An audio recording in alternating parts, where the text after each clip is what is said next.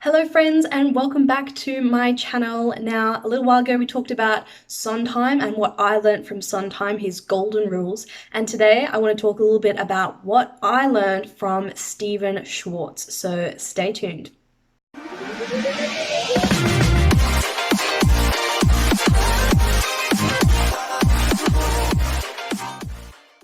Okay, now, like most young people, I have totally been in situations where I have Googled the most random things to try and help me, and a lot of those things had to do with writing a musical, and that's a part of the reason why I made this channel, so that, if you are searching for information, that you can find it here, because a lot of information was very difficult to find or just didn't exist about specifically writing musicals. But one thing that I did find on the internet, and maybe you've come across it, is an interview or a series of questions that were answered by Stephen Schwartz.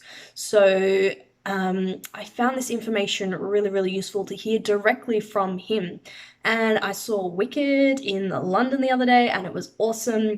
And it said online that they were selling his biography, and I really wanted to buy it, but they didn't have it there. So I wasn't able to get it, but I totally recommend books as the most awesome way to learn from these fantastic people that I will likely never ever meet. But through books, you can learn so much from them, and that's what I found with Sondheim from my last video as well.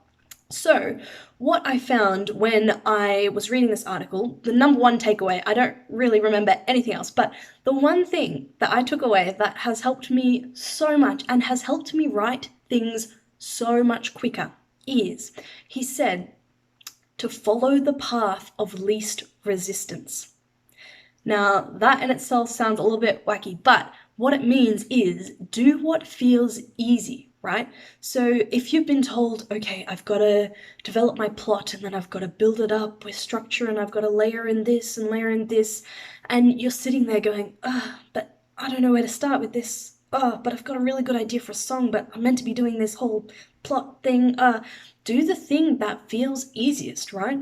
So if you've got a really great idea for a song, but you don't have a plot yet, I write the song, right? Because it's there, it's easy, you feel motivated and inspired to do it. And the thing is, once you write that song, it will lead to the next thing, right? It'll unlock something else and you go, oh, that totally makes me understand this about this character. This character fits into it like this.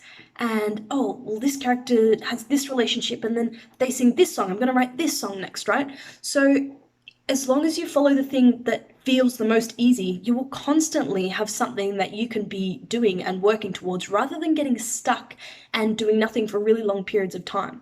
So if you find it easiest to start from the very beginning and just write it all the way through without knowing where you're going or without knowing how it's going to end, and that feels really easy to you, follow the path of least resistance. Don't get caught up with the right way, That's what I found a lot of other people asking when I was searching on the web.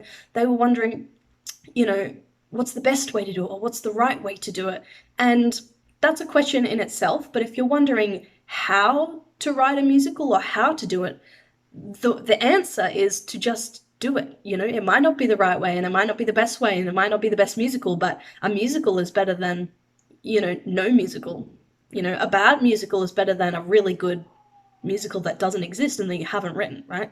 So follow the path of least resistance. Do whatever feels the absolute easiest. And if you get stuck, it doesn't matter if you are halfway writing a song and you get stuck and you have this great idea for another song, or you have this great idea for a scene. Go to that, you don't have to finish that song right away.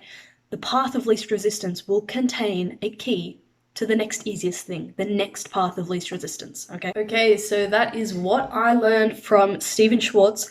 Hopefully I can learn a whole bunch more if I ever get to read his biography. Let me know in the comments below if you have seen Wicked and where you've seen it. I saw it in London and it was so good. Hopefully I'll have another video up for you soon, so bye for now.